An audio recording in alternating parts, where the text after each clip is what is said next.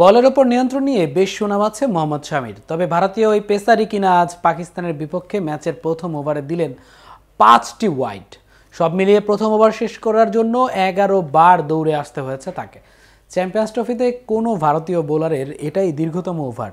আরও বিস্তারিত থাকছে প্রতিবেদনের বাকি অংশে।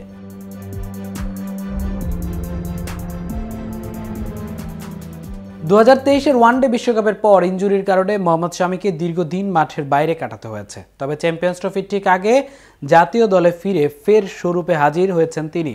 চ্যাম্পিয়ন্স ট্রফিতে ভারতের প্রথম ম্যাচেই বাংলাদেশের বিপক্ষে 5 উইকেট শিকার করে আইসিসি টুর্নামেন্টের ভারতীয়দের মধ্যে সর্বোচ্চ উইকেট শিকারী বনে গেছেন।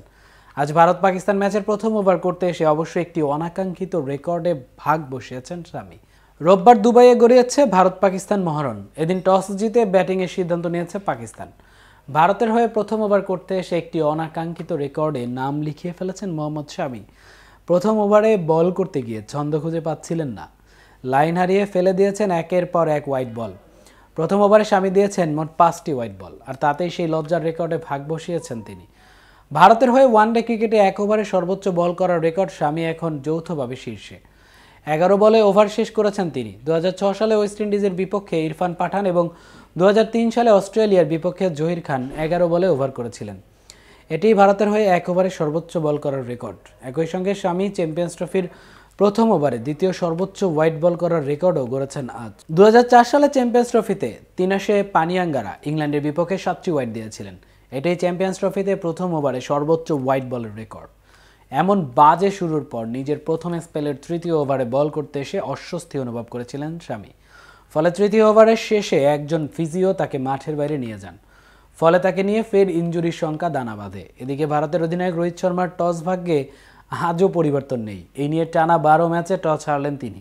সবশেষ 2023 ওয়ানডে বিশ্বকাপের সেমিফাইনালে নিউজিল্যান্ডের বিপক্ষে টস জিতেছিলেন রোহিত। এদিকে পাকিস্তানের কাছে টস হেরে এবার ইতিহাস গড়েছে ভারত। 2023 সালের 19 নভেম্বর সেদিন অস্ট্রেলিয়ার বিপক্ষে ক্রিকেট বিশ্বকাপের ফাইনালে মুখোমুখি হয়েছিল ভারত। ম্যাচটিতে টস হেরে আগে ব্যাটিংয়ে আমন্ত্রণ পেয়েছিল টিম ইন্ডিয়া। চ্যাম্পিয়ন্স ট্রফিতে আজ টস হারল পাকিস্তানের বিপক্ষে। মাঝের 10 ম্যাচেও তারা টসে হেরেছে। ওয়ানডে ইতিহাসের এটি নতুন রেকর্ড। ওয়ানডেতে এর আগে টানা 11 ম্যাচে টস হারার নজির ছিল। 2013 সালের মার্চ থেকে আগস্ট পর্যন্ত সময় হওয়া ওই রেকর্ডটি নেদারল্যান্ডসের। ভারত টানা 12 ম্যাচে টসে হেরে রেকর্ডটি দখলে নিল। এতক্ষণ সাথে ছিলাম আমি মামুন। কেটিভি নিউজের সাথে থাকার জন্য ধন্যবাদ।